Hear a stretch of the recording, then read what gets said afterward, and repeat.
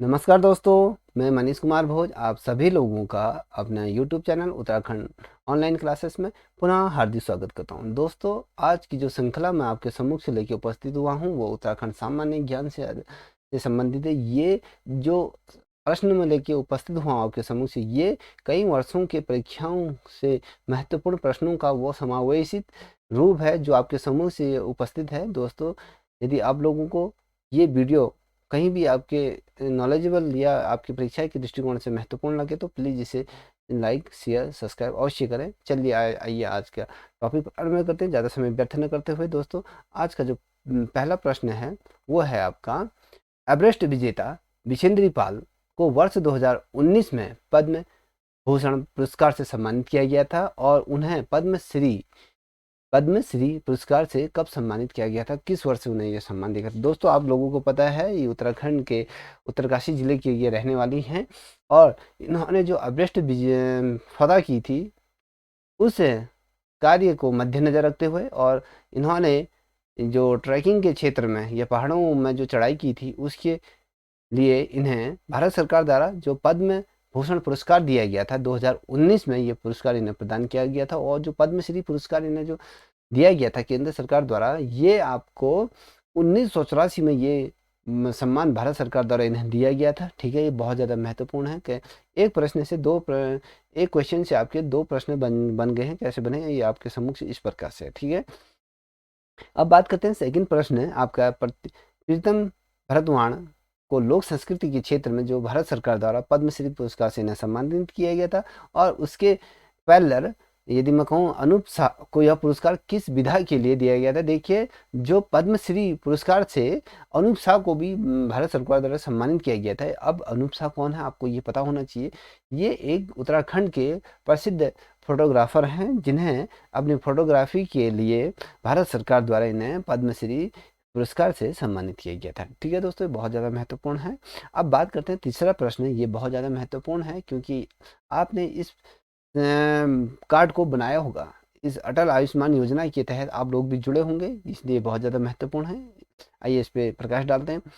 अटल आयुष्मान योजना किसके से संबंधित है, किस योजना से संबंधित। दोस्तों, ये जो योजना है आपके, ये स्वास्थ्य से ये संबंधित है। ठीक है, स्वास्थ्य सेवाओं से ये संबंधित है। ठीक है, अब बात करते हैं अगला प्रश्न। 24 जनवरी 2019 को राज्य सरकार द्वारा एक योजना लॉन्च की गई थी जिसका नाम था पैनिक बटन।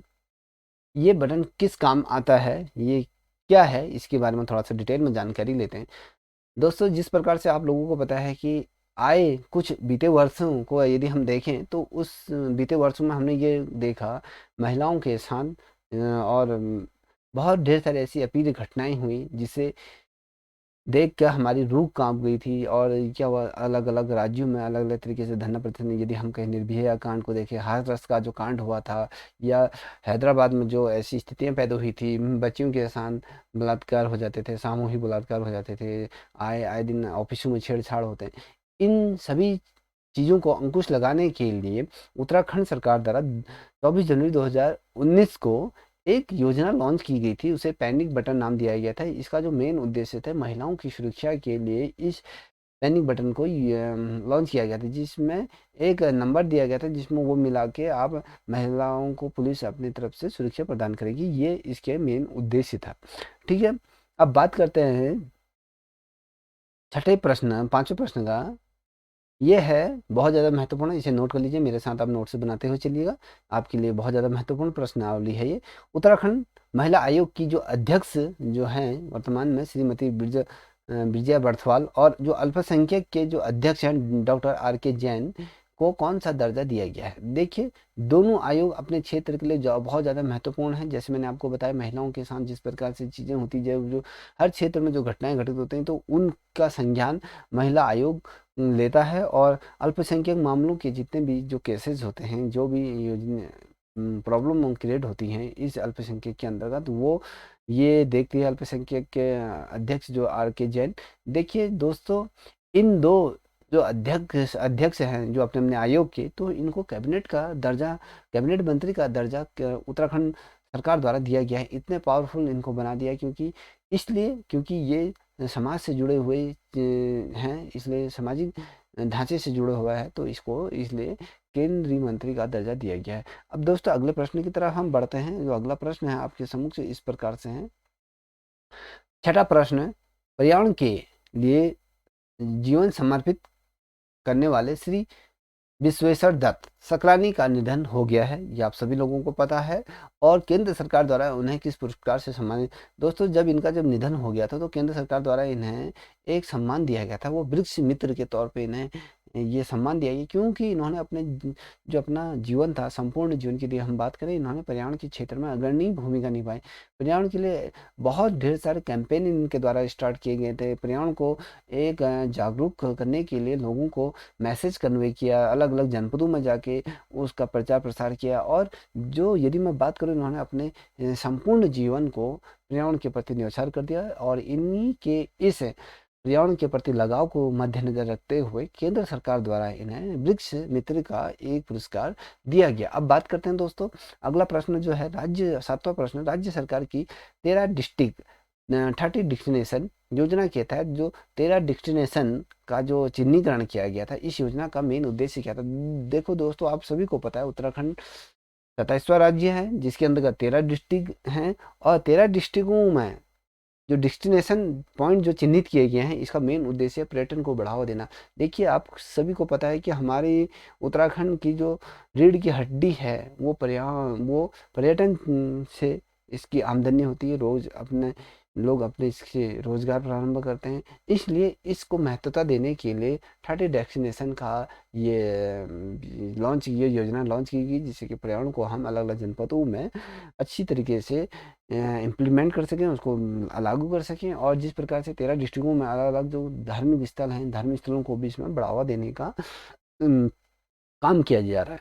अब बात करते हैं अगला प्रश्न जो है, राज्य सरकार द्वारा बेसिक शिक्षकों की जो भर्ती नियमावली में कुछ बदलाव करते हुए विज्ञान वर्ग के अभ्यर्थियों के लिए कुछ पद आरक्षित किए गए हैं। ये आरक्षित पदों का प्रतिशत क्या है? आप लोगों को पता है, जो बेसिक शिक्षक होते हैं, जो प्राथमिक स्तर के जो शिक्षक होते हैं, उनके जो भर्ती नियमावली थी, उसमें कुछ संशोधन राज्य सरकार द्वारा किए गए, जिसके अंतर्गत 50% सीटें विज्ञान वर्गों को आरक्षित कर दी गई हैं। 50% पद हैं आपको, 8 सेट को ये दे दी गई हैं। ये कब दी गई और ये क्यों दिया गया? क्योंकि जिस प्रकार से हम आधुनिकरण की तरफ बढ़ रहे हैं, जिस प्रकार से हम विज्ञान की समझ बच्चों में पैदा करने की कोशिश करते हैं, विज्ञान के प्रति लोगों को बच्चों का ध्यान आकर्षित करते हैं, इसलिए ये बदलाव राज्य सरकार द्वारा किए गए हैं। इसमें जो प्रतिशत रखा गया है, 50% का प्रतिशत केंद्र साइंस वर्ग के अभ्यर्थियों के लिए आरक्षित कर दिया गया। ठीक है, 50%। ओके, अब बात करते हैं अगला प्रश्न, वर्ष 2 अर्थ एवं संख्या 9वें नंबर का जो प्रश्न है, अर्थ एवं संख्या state department of Uttarakhand human development report उनके द्वारा पेश की गई थी, जिसमें उत्तराखंड के जो शिक्षित बेरोजगारों का प्रतिशत क्या रहा, ये आपको बताना है। दोस्तों यदि मैं बात करूं, 17.4% उत्तराखंड में शिक्षित बेरोजगारों की संख्या हो चुकी है। प्रतिशत के आधार पर मैं बता रहा हूँ आपको। ठीक है, अब बात करते हैं अगले प्रश्न की, जो 10वें नंबर का जो प्रश्न है। दोस्तों यदि आप लोगों को ये वीडियो पसंद आती हो तो प्लीज इसे लाइक शेयर अवश्य करें। दोस्तों जो 10वें नंबर का जो प्रश्न है, उत्तराखंड सरकार ने सभी नागरिकों के लिए गोल्डन कार्ड की घोषणा की। यह कार्ड किस सेवा के लिए दिया जा रहा है, प्रदान किया जा रहा है? दोस्तों यदि मैं बात करूं गोल्डन कार्ड के बारे में, आप सभी लोग परिचित होंगे, इससे अपरिचित कोई व्यक्ति नहीं होगा। दोस्तों के ये उत्तराखंड सरकार द्वारा एक बड़ा कदम उठाया गया है, यहाँ की सभी समस्त जनता को मद्देनजर रखते हुए, चाहे वो मध्यम वर्ग के हो, चाहे गरीबी रेखा में हो, या बीच के श्रेणी के जो भी ये लोग हैं, तबके के समस्त लोग, उनको ये जो कार्ड, गोल्डन कार्ड की जो सेवा प्रदान की, इसके अंतर्गत स्वास्थ्य सेवाएं, इसके अंतर्गत निःशुल्क उपचार की योजना की, जिसके अंतर्गत 5 लाख का आपको निःशुल्क उपचार आपका किया जाएगा। ठीक है, ये सेवा चिकित्सा के लिए या कहें निःशुल्क उपचार के लिए ये कार्ड की सेवा दी गई है। अब बात करते हैं 11 नंबर का प्रश्न है, उत्तराखंड का वित्तीय वर्ष 2019-20 19-20 का जो बजट था, आप यदि मैं बात करूँ 38,663.990 करोड़, यदि मैं बात करूँ 48,663.90 करोड़ का ये बजट का प्रावधान रखा था, जिसके अंतर्गत शिक्षा के लिए कितनी प्रतिशत धनराशि इसके अंतर्गत शिक्षा को दुरुस्त करने के लिए, शिक्षा के नए आयाम खोलने के लिए, शिक्षा को उत्तराखंड में बेहतर करने के लिए इस बजट का कितना प्रतिशत ये हिस्सा इसमें दिया गया है, ये आपको बताना है। दोस्तों यदि मैं बात करूं इस बजट के अंतर्गत आपको 7,642 करोड़ रुपया आपका सिर्फ शिक्षा विभाग के को बेहतर बनाने के लिए दिया गया। अब बात करते हैं 12वें नंबर का जो प्रश्न है, वो है आपका, आप सभी लोगों को ये पता होगा, ये प्रश्न काफ़ी दुखदाई प्रश्न है हमारे लिए, क्योंकि जो 14 फरवरी 2019 को पुलवामा हमला हुआ था, आतंकी जो हमला हुआ था, उसमें उत्तराखंड के कौन कौन से जवान शहीद हुए थे, ये आपको बताना है। दोस्तों यदि मैं बात करूँ, ये जो पुलवामा हमला है, ये एक आतंकियों द्वारा बहुत बड़ा हमला रहा, जिसमें 45 से 40 लोगों की मृत्यु हो गई थी, जो अलग अलग राज्यों से बिलोंग करते थे। उत्तराखंड के भी इसमें 2 जवानों शहीद हुए। जो जो जो स्ट्रेंथ रही, जो संख्या रही उत्तराखंड की, वो 2 रहे। उसमें मोहनलाल रतूड़ी जी हैं और दूसरे हैं बीरेंद्र सिंह राणा। ये 2 जवान हमारे उत्तराखंड से संबंधित हैं, ठीक है। इनकी स्ट्रेंथ 2 है। ये बहुत ज़्यादा महत्वपूर्ण है, प्रश्न आ सकता है। अब बात करते हैं 12वें नंबर का जो प्रश्न है, बजट से पूर्व विधानसभा में प्रस्तुत वार्षिक सर्वेक्षण रिपोर्ट जो 2017-18 के अनुसार उत्तराखंड की जो विकास दर कितनी आंकी गई थी। जब 2017-18 की जो जो सर्वेक्षण विकास रिपोर्ट जो प्रस्तुत की गई थी विधानसभा में, तो वो उत्तराखंड की विकास दर कितनी आंकी गई थी, ये आपको बताना है। यदि मैं बात करूं, उत्तराखंड की 7.3% प्रतिशत ये विकास दर, सर्वेक्षण विकास दर ये ना आंकी गई थी, ठीक है। इसका आंसर है 7.3%।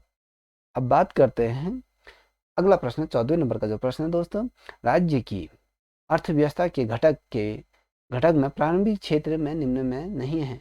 अब देखिए, उत्तराखंड राज्य के अंदर जो अर्थव्यवस्था है, उसके जो घटक हैं, उसके प्राथमिक क्षेत्र के जो घटक हैं, मैं कुछ आपके सम्मुख जो घटकों के नाम रखूंगा, वो आप देखिए। इसमें आता है, फसल आती है, विद्युत आता है, पशुपालन आता है और खनन आता है। इनमें से प्राथमिक क्षेत्र के अंतर्गत कौन सा हम नहीं रखते हैं, कौन सा स्थान इसमें नहीं रखा है, जिससे कि ये अर्थव्यवस्था में इसको नहीं रखा जाता, इसका क्षेत्र नहीं है। दोस्तों ये अर्थव्यवस्था के अंतर्गत यदि हम बात करें, तो विद्युत को इसके अंतर्गत नहीं लिया जाता है, ठीक है। ये विद्युत इसका उत्तर रहेगा, ठीक है। अब बात करते हैं 15 नंबर का जो प्रश्न है, उत्तराखंड का जो वित्तीय वर्ष रहा 19-20 में खेल बजट, खेल एवं युवा कल्याण के लिए कितनी धनराशि का प्रावधान किया गया है। दोस्तों ये बताना है आपको। 15 नंबर का प्रश्न है, यदि मैं बात करूं 166 करोड़ का ये बजट सिर्फ खेल और एवं युवा कल्याण के लिए ये धनराशि आवंटित की गई थी। ये क्यों करी गई थी, आपके सम्मुख से ये चीज़ आ रही होंगी। दोस्तों यदि मैं बात करूं, उत्तराखंड में खेलों को प्रोत्साहित करने के लिए ये बजट का आवंटन किया गया। जिस प्रकार से फिट इंडिया, खेलो इंडिया के तहत उत्तराखंड में भी खेलों को बढ़ावा देने के लिए, चाहे वो ग्रामीण स्तर पे हो या अन्य स्तरों पर, यदि मैं बात करूं जनपद या राज्य स्तर पर, खिलाड़ियों को खेलों के प्रति अपना रुझान बढ़ाने के लिए इतना बजट का प्रावधान किया गया। 166 करोड़ का ये क्या है, बजट का आवंटन किया गया है। 166 करोड़ रुपए का ये बजट प्रावधान किया गया, ठीक है दोस्तों। बहुत ज़्यादा महत्वपूर्ण प्रश्न है, परीक्षा के दृष्टिकोण से ये आएगा, इसे नोट कर लीजिए। अब बात करते हैं 16 नंबर का जो प्रश्न है दोस्तों। 16 नंबर का जो प्रश्न कहता है, ये फरवरी महीने में उत्तराखंड और उत्तर प्रदेश में, यदि आपको याद होगा, उत्तराखंड और उत्तर प्रदेश में जहरीली शराब पीने से 100 से ज़्यादा लोगों की मृत्यु हो गई थी। इस मामले की एसआईटी या कहें इसकी जो समिति का गठन किया गया था, इसमें जो इसकी जांच की समिति जो गठित की गई थी, उसका नाम क्या रखा गया था। दोस्तों उसका नाम आपको यदि मैं बताऊं, वो रखा विधानसभा समिति, क्योंकि इस मामले की जो संपूर्ण सुनवाई हुई है विधानसभा के अंतर्गत हुई, और जो एसआईटी गठित की गई थी वो विधानसभा के अंतर्गत ही इसका गठन किया गया था, क्योंकि ये जहरीली शराब से कई लोगों की मृत्यु होगी, आशंका थी कि इससे ज़्यादा भी लोगों की मृत्यु हो सकती है इससे। ठीक है, अब जो ये मैं बात करूं, जो जहरीली शराब कांड के बाद उत्तराखंड कैबिनेट ने एक नया कानून बनाने का फैसला लिया। इस फैसले में ऐसे मामलों में कितनी सजा का प्रावधान रखा गया है, ये बताना है आपको। देखिए, जो भी व्यक्ति जहरीली शराब बनाएगा या बेचेगा, यदि उससे किसी व्यक्ति विशेष की मृत्यु होती है, तो उत्तराखंड सरकार ने इसमें एक ठोस कदम उठाते हुए इसमें एक कानून का गठन किया, जिसके अंतर्गत यदि कोई ऐसा व्यक्ति या विशेष या कोई ऐसा समूह यदि ऐसा कार्य करता है, तो उनको 10 वर्ष का कारावास की सजा इसके अंतर्गत सुनाई जाएगी, और उसमें जुर्माना भी उसके प्रति लगाया जाएगा। ठीक है, ये प्रावधान सजा का रखा गया है 10 वर्ष का। ठीक है, अब बात करते हैं 18वें नंबर का प्रश्न की तरफ बढ़ते हैं दोस्तों। 18वें नंबर का प्रश्न इस प्रकार से आपके समक्ष, स्वच्छता सर्वेक्षण 2019 में चमोली जनपद के गौचर को स्वच्छता का प्रथम स्थान किस श्रेणी में दिया गया। देखिए दोस्तों, यदि मैं स्वच्छता की बात करूं, 2019 में जो चमोली जनपद के गौचर को मिला था स्वच्छता के अंतर्गत जो प्रथम पुरस्कार, ये नमामि गंगे के तहत इसको ये दिया गया था। ठीक है, नमामि गंगे के अंतर्गत ये नमामि गंगे शहर के अंतर्गत इसको क्या गया था, स्वच्छता के प्रथम श्रेणी में पुरस्कार नॉमिनेट किया गया था। अब बात करते हैं दोस्तों 19वें नंबर का जो प्रश्न है, 19वें नंबर का जो प्रश्न है उस प्रश्न की तरफ हम बढ़ते हैं। वो कह रहा है आपका, स्वच्छ सर्वेक्षण में रुद्रप्रयाग जनपद में अस्तगत मुनि को सॉल्ट वेस्ट मैनेजमेंट को कौन सा स्थान दिया गया है, ये आपको बताना है। यदि मैं बात करूं दोस्तों, इस 19वें नंबर का जो प्रश्न है, इसको प्रथम पुरस्कार इसके अंतर्गत दिया गया था। ठीक है, अब बात करते हैं 20वें नंबर का जो प्रश्न है उसकी तरफ बढ़ते हैं दोस्तों। 20वें नंबर का जो प्रश्न है वो इस प्रकार से, केंद्रीय शहरी विकास मंत्रालय के जो स्वच्छ सर्वेक्षण रिपोर्ट थी 2019 का, तो उसमें उत्तराखंड के जो निगमों में जो रुड़की को सबसे बेहतर शहरों की श्रेणी में जो रैंकिंग दी गई थी, वो रैंकिंग क्या प्रदान की गई थी, यदि मैं बात करूं। देखिए, उत्तराखंड का एक शहर जो उत्तराखंड, यदि उत्तराखंड का जो रुड़की है उसको बेहतरीन शहरों की श्रेणी में रखा गया, जो स्वच्छता के मामले में भारत में अपनी रैंकिंग को बना पाया। यदि मैं बात करूं, इसको जो रैंकिंग दी गई थी ऑल इंडिया में, 281वीं रैंक इसकी रही स्वच्छता के मामले में। ठीक है, अब बात करते हैं अगला प्रश्न, 21वें नंबर का प्रश्न, प्रसिद्ध कवि जो लीलाधर जुगड़ी को उनके काव्य, जो उनका काव्य संग्रह था जितने लोग उतने प्रेम के लिए प्रतिष्ठित पुरस्कार से सम्मानित किया। इनको कौन सा पुरस्कार दिया गया था, जो इनके जो काव्य संग्रह के लिए जितने लोग उतने प्रेम, यदि मैं बात करूं, इनको जो सम्मान दिया गया था वो व्यास सम्मान से इन्हें सम्मानित किया गया था दोस्तों। कौन सा सम्मान, व्यास पुरस्कार से इन्हें सम्मानित किया गया था। अब बात करते हैं उत्तराखंड के अंतर्गत जो 16वीं लोकसभा चुनाव में उत्तराखंड की जो 5 संसदीय सीटें थी, उसमें टोटल जो प्रत्याशी उम्मीदवार थे, 52 प्रत्याशी जो उम्मीदवार थे, उन्होंने ये चुनाव मैदान में उतरे थे। इनमें से महिला उम्मीदवारों की संख्या बतानी।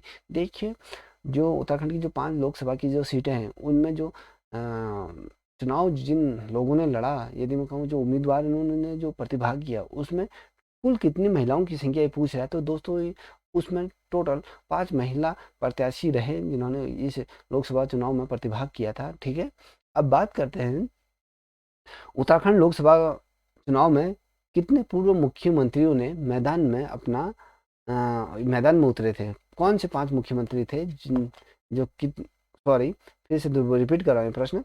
उत्तराखंड लोकसभा चुनाव में कितने पूर्व मुख्यमंत्री मैदान में उतरे थे, चुनाव मैदान में। यदि मैं बात करूं, उसमें 2 पूर्व मुख्यमंत्री चुनाव मैदान में थे, 2, उनकी स्ट्रेंथ 2 है। ठीक है, आपको ये जानना होगा कि 2 पूर्व मुख्यमंत्री उसके अंतर्गत रहे। अब बात करते हैं अगला प्रश्न।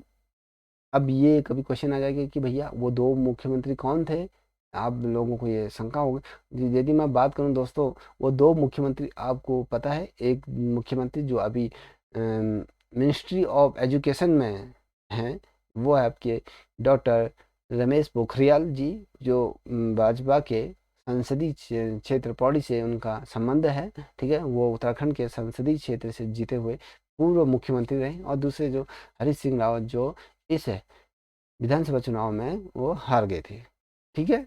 दो मुख्यमंत्री ये हैं। अब बात करते हैं 23वें नंबर का जो प्रश्न है दोस्तों, वो इस प्रकार से है ना। 24वें नंबर का प्रश्न है, तो 24वें नंबर का जो प्रश्न है, राज्य सरकार ने सरकारी अस्पतालों में स्वच्छ स्वास्थ्य संबंधी 5 तरीके की जांचों को निःशुल्क करने का फैसला है। ये जांच किस योजना के तहत की जाएंगी? देखिए, बहुत बड़ा कदम रहा वो उत्तराखंड सरकार का, जो स्वास्थ्य सेवाओं के क्षेत्र में जितने भी उत्तराखंड के समस्त जो लोग हैं उनके लिए एक अच्छी पहल स्टार्ट की थी, जिसमें स्वास्थ्य संबंधी जो 5 ऐसी बीमारियों की निःशुल्क जांच राज्य सरकार कराएगी। ये किस योजना के तहत कराएगी दोस्तों? अटल आयुष्मान योजना के तहत इन 5 जांचों को निःशुल्क तौर पर क्या कराएगी? ये राज्य सरकार कराएगी, ठीक है। अब बात करते हैं अगले प्रश्न की। जो टिहरी राजघराने के खिलाफ आंदोलन में सक्रिय भूमिका निभाई। फिर से क्वेश्चन देखिए, क्वेश्चन का प्रारूप क्या है। जो टिहरी राजशाही के खिलाफ जो आंदोलन में जो सक्रिय भूमिका निभाने वाले जो स्वर्गीय पूर्णानंद पैन्यूली ने 1917 में जो टिहरी संसदीय क्षेत्र में जो राजघराने के किस प्रतिनिधि को हराया था? यदि मैं बात करूं, वो प्रतिनिधि थे आपके मानेंद्र शाह को इन्होंने हराया था, ठीक है। अब बात करते हैं उत्तराखंड के अंतर्गत, ठीक है। उत्तराखंड के अंतर्गत जो 17वीं जो लोकसभा हुई थी जो 2019 में, तो उत्तराखंड में उसमें वोटिंग प्रतिशत क्या रहा? यदि मैं बात करूं, उसमें जो वोटिंग प्रतिशत रहा आपका, ये रहा आपका 52.3%। ये वोटिंग रहा 52.34%, ठीक है। 52.34% ये वोटिंग उत्तराखंड में रही लोकसभा का जो चुनाव हुआ था उसके अंतर्गत। अब बात करते हैं जो उत्तराखंड के अंतर्गत जो शिक्षा विभाग ने जो 2860 स्कूलों, ऐसे स्कूल थे जो पहले दुर्गम श्रेणी में रखा गया था, इंटीरियर में उनकी संख्या को रख दिया गया। अब जो पहले क्या थे, सुगम में थे, अब उनको दुर्गम में रख दिया। जो 2860 ऐसे विद्यालय थे जो दुर्गम श्रेणी में उनको रखा गया। इससे पूर्व ये जो विद्यालय थे 2860 विद्यालय, ये सुगम क्षेत्र में थे, ठीक है। इसके अंतर्गत प्राथमिक शिक्षकों की यदि मैं बात करूँ, ये प्राथमिक विद्यालयों की संख्या कितनी है, इसमें प्राथमिक विद्यालयों की संख्या इसके अंतर्गत कितनी है, ये आपको बताना है। यदि मैं बात करूं इसके अंतर्गत 2050 ये विद्यालयों की संख्या है जो सुगम से दुर्गम श्रेणी में इसको रखा गया है, ठीक है। अब बात करते हैं अगले प्रश्न की तरफ बढ़ रहे हैं।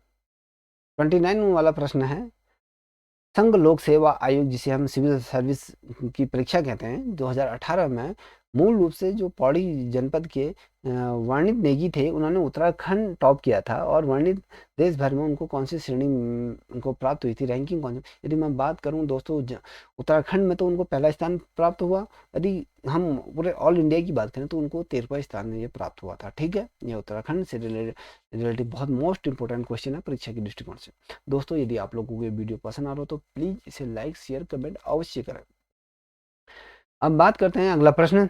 देश भर के 20 राज्यों को एक नई हेल्पलाइन से जोड़ा जाएगा, जिसमें पुलिस, अग्निशमन और आपातकालीन सेवाएं भी सम्मिलित की गई। इस सेवा का हेल्प नंबर क्या है? देखिए दोस्तों, केंद्र सरकार द्वारा एक बहुत अहम ये फैसला लिया गया था, जिसमें 20 राज्यों को इस योजना के तहत या इस नंबर के तहत जोड़ा जाएगा, जिसमें पुलिस को, अग्निशमन को और आपातकालीन सेवाओं को इसके अंतर्गत रखा गया है।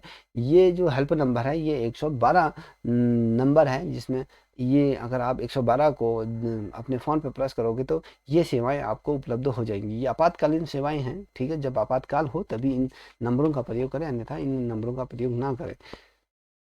अब बात करते हैं अगला प्रश्न, 31वें नंबर का प्रश्न। भारत की पहली पुलिस महानिदेशक कौन थे? देखिए, ये गौरव किसे प्राप्त हुआ? अगर कभी क्वेश्चन आ सकता है भारत की पहली महिला जिसे पुलिस महानिदेशक होने का गौरव प्राप्त हुआ है, ये प्रश्न ऐसा भी आ सकता है, ठीक है। ये जो प्रश्न है का उत्तर है, ये कंचन भट्टाचार्य जी को ये प्रथम भारतीय पुलिस महानिदेशक बनने का गौरव प्राप्त है। ठीक है, अब बात करते हैं हम 32वें नंबर का प्रश्न दोस्तों। उत्तराखंड सरकार शिक्षा के क्षेत्र में कौन सा पुरस्कार देती थी और जिससे पहले 2 वर्ष की सेवा उसका विस्तार मिलता था, उसमें सेवा का विस्तार में अब ये नहीं मिलता। देखिए दोस्तों, उत्तराखंड में एक ऐसा पुरस्कार दिया जाता था, शैलेश मटियानी पुरस्कार, ये दिया जाता था, जिसमें ये शिक्षा के क्षेत्र में ज़्यादा शिक्षकों को ये पुरस्कार दिया जाता था। जब ये किसी शिक्षक को ये पुरस्कार दिया जाता था तो उसके सेवा काल में 2 साल की बढ़ोतरी हो जाती थी। देखिए, अब ये जो 2 साल की सेवा की जो बढ़ोतरी होती थी, अब इसे निरस्त कर दिया गया है। सिर्फ आपको शैलेश मटियानी पुरस्कार दिया जाएगा, आपकी सेवा में 2 साल का कहीं प्रकार से विस्तार नहीं होगा। ये पुरस्कार आपका शैलेश मटियानी है। ठीक है, अब बात करते हैं बीसीसीआई से मान्यता मिलने के बाद क्रिकेट एसोसिएशन ऑफ उत्तराखंड का प्रथम प्रधान अध्यक्ष जो राजनीतिज्ञ को किसको बनाया गया है। दोस्तों, यदि मैं बात करूं जो बीसीसीआई द्वारा जो उत्तराखंड में जो क्रिकेट को जो एसोसिएशन बनाया गया है, उत्तराखंड ऑफ फेडरेशन जो बनाया गया, उसके प्रथम अध्यक्ष के तौर पे जो राजनीतिज्ञ को जो जो होंगे उसके, ये मुख्यमंत्री को इसका प्रधान अध्यक्ष के तौर पे नियुक्त किया गया है। ठीक है, अब बात करते हैं 34वें नंबर का प्रश्न, बहुत मोस्ट इंपोर्टेंट क्वेश्चन है। उत्तराखंड सरकार ने पर्यावरण के लिए अलग विभाग बनाने का फैसला किया और पहले ये विभाग किसके अंतर्गत आता था। दोस्तों, यदि मैं बात करूं, देखिए पहले ये मर्ज किसके अंतर्गत था, ये वन विभाग के अंतर्गत मर्ज था, अब इसे अलग कर दिया गया है। ठीक है, इन्वायरमेंट डिपार्टमेंट करके ये नया डिपार्टमेंट बना दिया गया है। अब यदि मैं पूछूं आपसे कि ये किसके अंतर्गत था, जैसे ये प्रश्न में पूछा गया, ये वन विभाग के अंतर्गत, ये फर्स्ट डिपार्टमेंट के अंतर्गत से सम्मिलित किया गया। अब इसको पृथक कर दिया गया है, एनवायरमेंट डिपार्टमेंट अलग से एक डिपार्टमेंट का निर्माण राज्य सरकार करेगी इसका। ठीक है, ये बहुत महत्वपूर्ण प्रश्न है, अब ये आपको आना चाहिए। दोस्तों, यदि आप लोगों के वीडियो पसंद आ रही तो प्लीज़ इसे लाइक शेयर कमेंट अवश्य करें और अपना सुझाव कमेंट बॉक्स में दें, जिससे कि हम आपके लिए अलग से वीडियो ला सकें। अब बात करते हैं अगला प्रश्न 35वें नंबर का, सिंगल यूजर प्लास्टिक कचरे से डीजल बनाने का संयंत्र देहरादून में किस स्थान में लगाया गया है। देखिए, जो सिंगल यूज जो प्लास्टिक होता है उसका रिसाइकिल करके उसको उसके यदि मैं बात करूँ उससे डीजल बनाया जा रहा है उत्तराखंड के अंतर्गत, वो किस संस्थान में ये संयंत्र ये मशीन को लगाया गया। यदि मैं बात करूँ इस मशीन को जो आई आई पी संस्थान के अंतर्गत इसको लगाया गया है। ठीक है, ये आपको पता होना चाहिए ये कहाँ लगा है। अब बात करते हैं अगला प्रश्न है 36वें नंबर का जो प्रश्न है, राज्य की अर्थव्यवस्था के घटक में तृतीय श्रेणी में निम्न में से नहीं है। अब देखिए, जो मैंने आपके सामने जो 4 ऑप्शन रखे हैं, इनमें से एक इसके अंतर्गत सम्मिलित नहीं होगा। देखो, विनिर्माण है या परिवहन है या भंडारण है या संचार सेवा, ये तृतीय श्रेणी के क्षेत्र में नहीं सम्मिलित है। ये कौन सा है दोस्तों, यदि मैं बात करूँ, ये विनिर्माण इसके अंतर्गत नहीं आता है। ठीक है, अब बात करते हैं अगला, उत्तराखंड सरकार ने राज्य के सरकारी विद्यालयों में हैप्पीनेस कोर्स शुरू करने की योजना बनाई है। यह योजना किस राज्य सरकार के सहयोग से शुरू की है। देखिए दोस्तों, उत्तराखंड सरकार द्वारा ये बहुत अच्छा कदम उठाया गया, जिसमें जो सरकारी विद्यालय हैं जहाँ पर जो विद्यार्थी हैं वो काफ़ी स्ट्रेस महसूस करते हैं और नाखुश जैसे लगते हैं, उनको उनके जीवन में एक हैप्पीनेस ये कोर्स लाया जाए, जिससे कि उनकी समस्याओं का समाधान किया जा सकता है। इससे उसके अंतर्गत उनको ये हैप्पीनेस के क्षेत्र में उनको कितना खुशनुमा माहौल दिया जा सकता है, ये चीज़ें इस हैप्पीनेस के अंतर्गत जोड़ी जाएंगी। ये अगर मैं बात करूं, आपको ये पता होना चाहिए, जो सर्वप्रथम हैप्पीनेस का जो कॉन्सेप्ट जो लाया था, वो जो देश लाया था, ये फिलिस्तीन ये लाया था, जहां पर हैप्पीनेस का ग्राफ कहेंगे 100% है। ठीक है, अब बात करते हैं ये कौन से राज्य सरकार के साथ संयोग कर बनाया जा रहा है। ये योजना का जो दायित्व तो दिया गया है, ये दिल्ली गवर्नमेंट, जहाँ पर दिल्ली गवर्नमेंट ने अपने सरकारी विद्यालयों में हैप्पीनेस कोर्स प्रारंभ किया, तो ये उत्तराखंड सरकार की ये हेल्प कर रही है। ठीक है, अब बात करते हैं अगले प्रश्न की। ये अगला प्रश्न है आपका, उत्तराखंड में वर्ष 2021 में राष्ट्रीय खेल प्रस्तावित है। इन खेलों के संचालन के लिए बनाई गई उत्तराखंड राष्ट्रीय आयोजन समिति के प्रधान अध्यक्ष कौन है, ये आपको बताना है दोस्तों। देखिए, वर्ष 2021 में इसी वर्ष है उत्तराखंड में खेलों का राष्ट्रीय आयोजन किया जा रहा है। इसमें ये दायित्व उत्तराखंड को दिया गया। अब इस आयोजन के जो राष्ट्रीय अध्यक्ष है, उत्तराखंड के राष्ट्रीय आयोजन के प्रधान अध्यक्ष किसे बनाया गया है, ये आपको बताना है। यदि मैं बात करूं, इसके जो प्रधान अध्यक्ष बनाए गए हैं, इसको मुख्यमंत्री को ये पदेन अध्यक्ष के तौर पे नियुक्त किया गया है। ठीक है दोस्तों, अब बात करते हैं 29 प्रश्न का। उत्तराखंड में देश की प्रथम जैविक कृषि उत्पादन मंडी बनाने का प्रस्ताव खाने का। देखिए, जैव कृषि मंडी जो विस्थापित होगी, जो उसका स्थापित की जाएगी, वो है हल्द्वानी को चिन्हित किया गया है। ये उत्तराखंड की जो या उत्तराखंड में जो देश की, उत्तराखंड में देश की कह रहा है, उत्तराखंड में तो है ही, देश में भी ये प्रथम जैव मंडी होगी जो जैविक रूप से तैयार होगी। ठीक है, ये है आपके हल्द्वानी में ये विस्थापित होने जा रही है। हमारे लिए बड़ा गर्व का विषय है कि हल्द्वानी में ये स्थापित होगी। 40वें नंबर का प्रश्न की तरफ बढ़ रहे हैं। केंद्र सरकार ने, देखिए फिर से दोहरा रहा हूँ, केंद्र सरकार ने उत्तराखंड के कितने विकास खंडों में केंद्रीय विद्यालय खोलने के पर सहमति दी है। देखिए, उत्तराखंड में अब जो विकास खंड हैं, उन विकास खंडों में केंद्रीय विद्यालय खोलने की जो परमिशन दी है वो कितने हैं, ये देखिए, ये 95 केंद्रीय विद्यालयों को खोला जाएगा। ठीक है, इनकी स्ट्रेंथ है 95। ओके, अब बात करते हैं 41वें नंबर का प्रश्न। वो इस प्रकार से है आपकी स्क्रीन में।